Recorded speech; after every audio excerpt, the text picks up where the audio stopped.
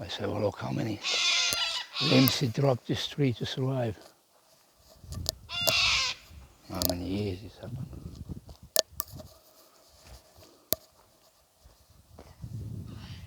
Wow.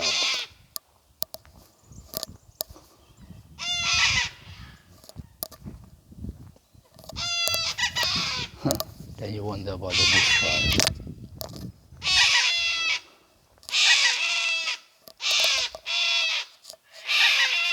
Some kind of trees.